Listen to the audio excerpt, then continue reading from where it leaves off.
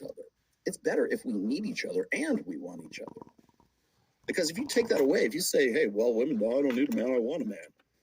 Okay, what kind of man do you want? Well, I don't need one because I don't need protection, provisioning, and parental investment because I get that from the state or I get that indirectly from other men anyways, or this perception that I can do it myself, or I have, I'm a boss bitch, or I ought to be a boss, but the perception that I should be a boss bitch, or I could be, that there's a safety net for me regardless because the world will change for me rather than me changing for the performance of the world. So then I don't need a man, but I want a man. Men are superfluous at that point. That's why I was trying to explain to Dr. Phil. And finally, Ben Shapiro picks up on it. Bravo, Ben. But that's where it comes from. It's the idea that we're better together than we are apart instead of the opposite. And that's what this really comes down to. Well, they're breaking the baby heads and the baby doll heads in the beginning. Yeah, well, that's I'm sure that's part of it because, the idea of having a child in tow is a limitation on women that men don't have. That's horrible. That's unequal. Yeah, because you're a woman and I'm a man. Horribly unequal. You're right. That's sexist. It's a double standard. Yes, it is. And there's a lot of other double standards for men too. We don't make Barbie movies about those because that would sound like complaining and misogyny. Wait, that sounds like misogyny. Yeah, we can't have that. No. So when people say, and you'll hear tradcons talk about this, and I halfway agree with this. It's like, well, feminists are anti-family. Indirectly, ultimately, yes. Proximately, no. The proximate goal is women need to have the freedom, the fail-safe, to have kids whenever they want to, and to not have kids whenever they want to, and they shouldn't be guilted, and they shouldn't have the responsibility or worry about it, even if they did or they didn't. And like men don't have that luxury. We don't have the luxury to do shit like that. We have to perform. We have to men are what we do. We have to perform. It's a burden of performance. Talked about this a million times in my books. So when you are when people say that, feminists are anti-family, they're anti-family in the ultimate sense, but in the proximate sense, it's let's bash the baby dolls' heads in at the beginning of the Barbie. That's the proximate goal. That's the yuck it up goal. That's the I've made this case with good old Michaela Peterson, as a matter of fact, when I did the Kill to Party episode.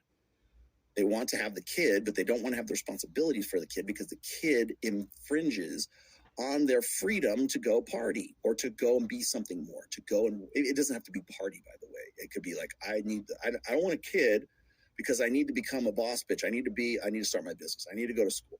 It could be that. It doesn't necessarily have to be a party, but it could also be like, I want to go party with OJ and Jing, right? It could be that too. And I got to find a babysitter. She's going to need a babysitter. Thought mommy's in the club, right? The reason that's funny is because it's called, the dynamic is called Kill to Party. I don't need a kid. Well, you have a kid. What are you going to do about it? Well, in some cases, women actually kill the kid. Other cases, they just put it in the car and let it sleep there overnight while they're out partying in the club. Or it could be, I'm going to get Grammy to come and watch the kid while I go and, learn past the bar, right? I'm going to go learn I got to go to college. I got to have a job. I got to be able to live my life. But I got this kid in tow. Now, that might be a more responsible way to do it, but it's still the same dynamic. You still got the kid in tow. And that's really, again, that's the proximate goal that the Barbie movie is trying to say, hey, you don't need kids. Motherhood sucks. You're a blank slate. Everybody should be equal, although we're not equal because men and women are better apart than we are together. And so we're not really equal if we are just sort of like these autonomous things with no dick and no vagina. We're just a plastic, smooth cooter, smooth, no dork, So I also at the end here, it's like also the matriarchy is not like stop you. Like, by the way, Ben Shapiro, Brittany Venti, whoever else is using this term, it's not matriarchy. Stop using that term. Matriarchy doesn't exist. It never has existed and won't exist. You are referring to gynocentrism. Gynocentrism is 100% authority and 0% responsibility.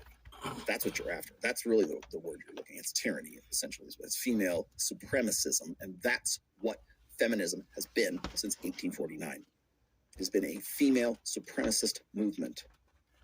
It will remain to be until we figure something else out, until need arises, until environments change, until some condition comes up where men have to step up and like grow a dick over their smooth plastic tin private area. Then where are the men at? We need like when the shit hits the fan, when the floodwaters start rising, then nobody's toxic. Then we need that. Then we need those guys who are aggressive. Then we're okay with that. You'll remember that I've said this before. You'll find this in positive masculinity. Like toxic masculinity only exists up to the point where the floodwaters start rising, and then we need to tap into that. That's why there is no such thing as toxic masculinity.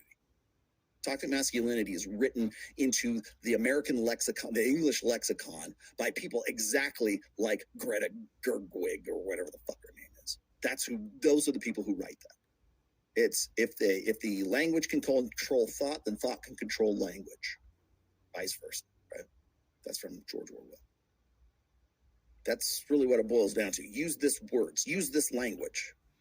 Start using the language of emotionalism, because you know why? That's the language that women speak. Emotionalese. That's why feels before reels, the woke agenda, all of that is derived from one source, gynocentrism. That's where it comes from.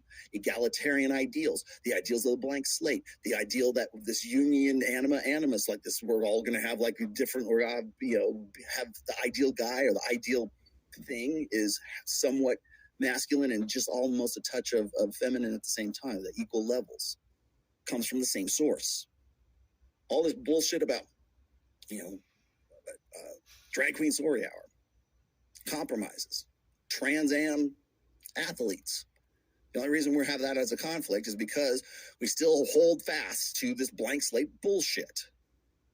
We still have this idea that we ought to be better apart than we are together, just like Ken's. Oh, there's no Barbie without Ken. Oh, there has to be, because that's the only way we can do it. Oh, we're not built for that. The machine isn't built for that. The human machine isn't that way. The brain isn't wired that way. And we're better that. That's a feature, not a fucking bug. It's not something to root out with new software, programming people to think that we're better apart than we are together, when clearly we're not. Clearly, the reason why we're in such a fucked up state right now in Western, weird countries, Western and educated, industrialized, democratic, rich countries, first world countries, westernized countries are egalitarian. You want to know why the woke agenda is? It's not just an American thing, by the way. I mean, it's in pretty much every first world nation, as well as kind of trickling down into others as well, which I write about in Religion, in the fourth book. Yeah, because we still think we have this idea that we are blank slates. We are not blank slates. You kick out the idea of the blank slate, social constructionism, and emotionalism, and what was the other one? Blank slate, social constructionism, and emotionalism. Those are the three stools, and then subjectivism. You kick out those legs of the stool, and everything else crumbles. Gender ideals, gender notions, all that stuff, pronouns, all that shit comes crashing down. In fact, all you really have to do is attack like blank slate and like social constructionism, and those go away. You want to know why people hate evolutionary psychology so much? Is because the principles and the ideals behind it challenge that. It's not atheists challenging Christians or anything like that. No, it's empiricism challenging emotionalism is what it is. That empiricism is challenging the blank slate lie, the meme that is the blank slate, and then it's also challenging social constructionism. And those are what things like the Barbie movie are founded upon. Those, because then twisted into female supremacism. But the idea that we have like 72 different genders, or the idea that like the bearded lady on Dr. Phil, who's challenging Matt Walsh, is somebody that we should actually take seriously. The only reason we do so is because we have this underlying feminist ideal, by the way, of the blank slate. And here we have like Matt Walsh dumbfounded we need to give me a concrete definition of what is a woman. He can't, because he believes in the blank slate, and you do too, up to a point. Up to 1920, when women get the right to vote. Yeah, well, you're on board up until after that. So, because it's first wave feminism. All right, so that's that. And then the last but not least, I gotta point out that it's all a revenge fantasy. Most of this whole movie is one gigantic revenge fantasy. And let's see. Oh, and then finally, the last part of this, the cherry on top. I mentioned there's a cherry on top. Here's the cherry on top, and not really a cherry. But at the end of the movie, when Barbie becomes like Pinocchio, right? When Barbie becomes a real girl, right? Instead of a real boy, when Barbie becomes a real girl, she gets a vagina. Literally has to go to the gynecologist at the end of the freaking movie, right? And now she's validated. Her moral compass is her vagina. Where have we heard that before? Class, where have you heard my moral compass is in my vagina?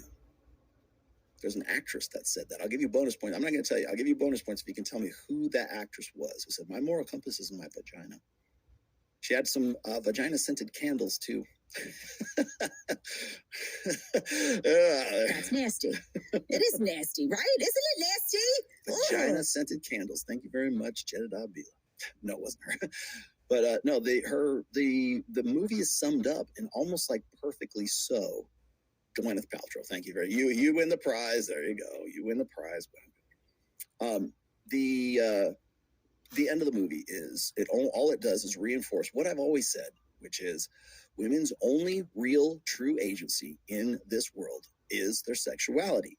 Thus, when the fake Barbie, the Pinocchio Barbie, gets to become a real girl, she goes to see the gynecologist and she gets a real vagina. That's the source of her power. That's their agency. It's symbolic of her agency. I've got a real cooter. Wow, first there was nothing there. It was all smooth plastic, and now, whoa, there she is. I know, hell of a message for like 7-year-old girls. I got it, but like, thing is like she goes to the gynecologist, and that like sums up the movie. Her moral compass, her power is in her pussy. And now I got a real pussy. Time to put it to work. Time to use this agency. I'm Margot Robbie. Should never have been in this role in the first place. But that's really where it comes from. Do you want to talk about feminist ideology? By the way, where's Rollo get all this? I actually took I had to take a class when I was in my understudy, when I was doing my undergrad stuff. And when I was taking my classes, I remember I was working. I was a father. I was in a band at the time too. And so I had to take classes. And one of the classes I took was a capstone class. And it was women's studies, women in literature. That's what it was. But it served for women's studies, right? So the capstone class covers like humanities, diversity, capstone requirement, Western something or other. It covered like 4 different things. It was like a 4-credit class. And basically it was reading, Jane Eyre, or Emily Bronte, right? It was reading and sort of understanding the women in literature over the years who were like supposed to be these horribly repressed authors. And I found it interesting because they all told pretty much the same story. I have to choose between the hot guy in the foam cannon party and the guy who's got a lot of money and is well-heeled and he comes from a good family and you make a good provider. It's like Chads versus Cads. And as far back as, Emily, Pride and Prejudice, like, Sense and Sensibility, same romance formula. I got to choose between the hot guy, torn between 2 lovers, right? Or 2 princes, right? Was it Spin Doctors, One guy's like the happy-go-lucky guy who's the alpha guy who she's going to have a lot of fun with and go rock climbing with. And the other guy comes from a really rich, wealthy, good, well-heeled family who's a good bet for the future. I think I'm going to fuck the bad boy, or try to find some way to get both out of the same. Just try to balance both of those until I can't anymore. That story, that archetype, that theme has been around forever. But again, comes back down. And that's where, by the way, I picked up on most of this shit about like, being female is all that matters. And that's all that matters in the Barbie movie. That's all that matters in gynocentrism. Men are imperfect. We are like stunted, retarded, mutant creatures because we can't be women. That gets translated, by the way, to like the emotional side too. Oh, men can't cry during Titanic. Men have such a stunted sense of emotional availability. They can't be vulnerable. It's all inauthentic. They're not really being who they really were, because if they were, they would be women. To be perfect, to be correct in a gynocentric social order is to be a woman, even if you have male genitalia. You need to cater yourself to a feminine world. It's more, in some cases, you might actually want to become a woman. You might have to cut your wiener off, right? Sneeko.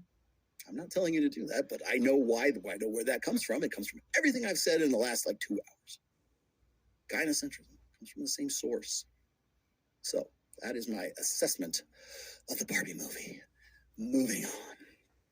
Oh, thank you very much. I'm going to go backwards here. Beta's mouth off, and when they get beat up, they call the police.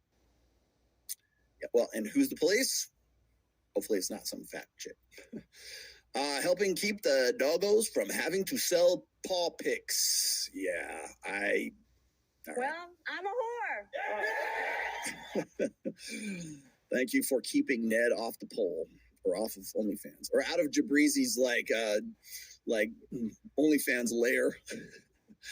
There'll always be a simp. That's why modern women really won't die alone. True.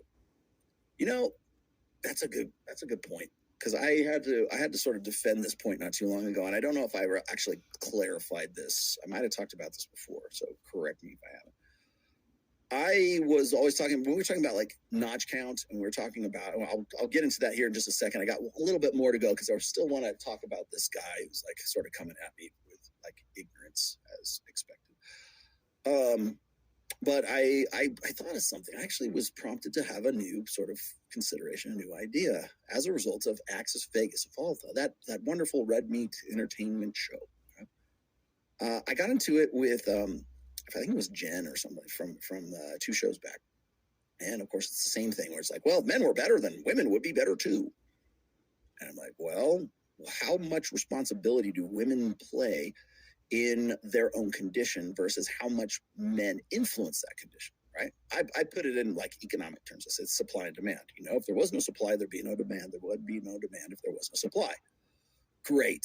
Well, that also comes back to notch count, which I'm going to talk about here in a second. But the first part of this is that if women say, well, if men would be better men, just like the Barbie movie, if you would just be better, if you just be more like a woman, if you like keep your pecker in your pants, if you didn't want to fuck anything on 2 legs, if you didn't show that you were always like wanting to get after it, right? Well, then, and you could like turn off OnlyFans, and you could turn off the porn and everything. Well, then women wouldn't, there wouldn't be any demand, so women wouldn't have to supply it. And now that we'd be your perfect little Amish wife from the Dutch country in Pennsylvania, or whatever, your perfect little virgin bride, which is bullshit. It's never going to happen. Like, untenable. It's like taking away women's rights to vote, right? It's not a great idea, but it's never going to happen, right? So what do we do about it? Well, my first point is this: is like, well, at what point, and what part of that equation do women bear responsibility for their own actions? Because when women present that to me, it's always like they're at the mercy of men's demand for sexuality. Well, if men didn't want sex, then we wouldn't have to be sluts. No, you're still sluts. You're still doing it. You're still like, if that's the case, like who has the agency in this whole equation? Well, men. How about the idea of men don't have a seat at the table when it comes to abortion until women need men to sort of enforce their rights to a safe and sound, abortion. Now we need men. Now we need you. You have a seat at the table if you're willing to go kick that guy's ass to make sure that I can go and like kill your babies. Then you do. But that up to that point, and I need lets you and him fight, right? And then I need that. Well, who has the agency in that situation? Well, women do. Women are the ones who get to decide whether a child lives or dies. That's how it works. Men don't get to have that. It's her body, her choice. You don't have a seat you don't have a uterus. You don't have a seat at the table. Well, what about the money? Doesn't matter. Her body, her choice. How dare you? How dare you? How dare you? How dare you consider it? Right? It's your DNA. How dare you? What if I don't want to take care of the kid? No, we can't have that. How dare you? Yeah. No, but when it comes down to agency, do women have moral agency? Or moral or otherwise, really?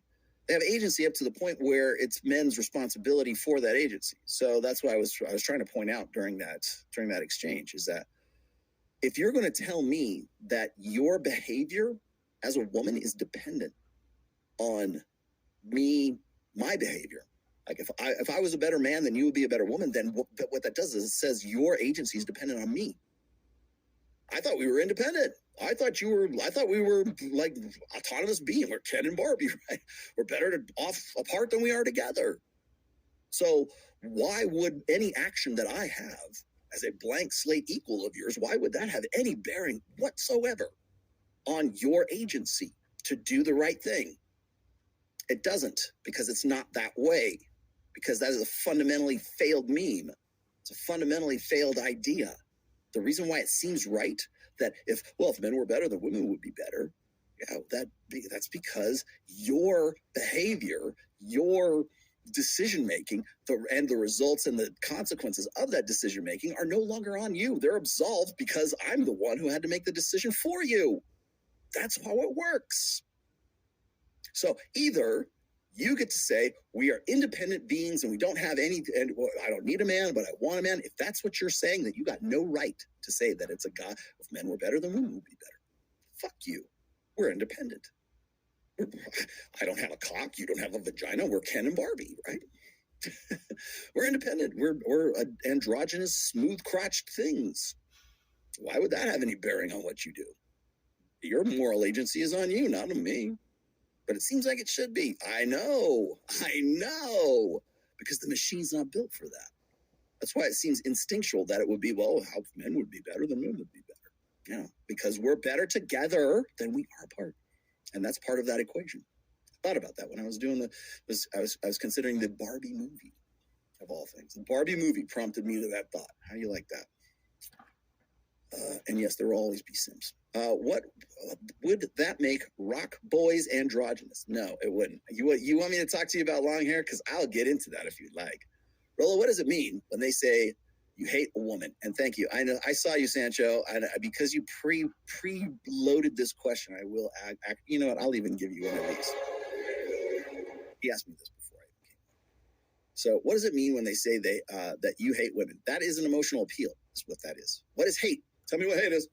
Children, come on. What is hate? It's an emotion. It's an emotional appeal. It's just like saying, "Who hurt you?" Hurt. That's an emotion. What was your childhood like? What was it like growing up? It's an appeal to an emotion, anyways. How did it feel to be you? Have you ever been in love? Haven't you ever been in love before? Have you ever talked to an actual woman? That's shame. There's some shame's implied in that, right?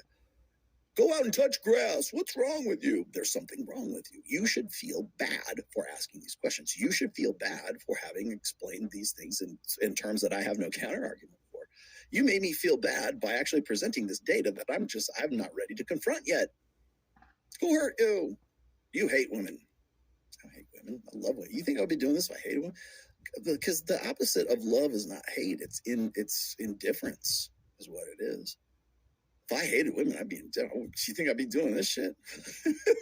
I'd be out. If you think if I hated men or I hated women, that I would be like writing books and doing all this shit. Of course. I love my wife. I love my daughter. I love every one of my sister wives that show up on Access Vegas and other places. I love every one of you. I don't have sex with you. I love it. See, that's the thing is that when it comes down to love, is like I think people have a wrong opinion of what love is. It's an emotive state, right?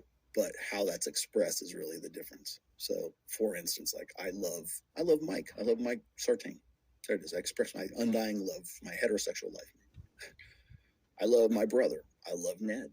I love my daughter. I love my wife. But I only have sex with my wife. That's how I express that. I have a different relationship. That's what defines us. I'm a husband and wife. She's not my best friend. She's my wife. Difference. Ned is my best friend. I have sex with my wife. Does that make rock boys androgynous? No, actually it doesn't. You know what's funny is like whenever people give me shit about my long hair, they go like, I couldn't respect a guy with long hair. that's funny because every cover of every romance novel from, I don't know, the late 40s to now pretty much has Fabio or somebody that looks like him on there. So you tell me, man, I just work here. I think people like when like guys used to have long hair quite a bit, like Vikings, right? We had long hair. People like guys used to have long hair. In fact, the standard for short hair was actually this is what I've heard. I don't know this. I'm just going to run this out there. I'm probably wrong. But the Roman legions used to cut their, like the men in the Roman legions used to cut their hair because it was a disadvantage. It could be pulled in combat, right? Because that's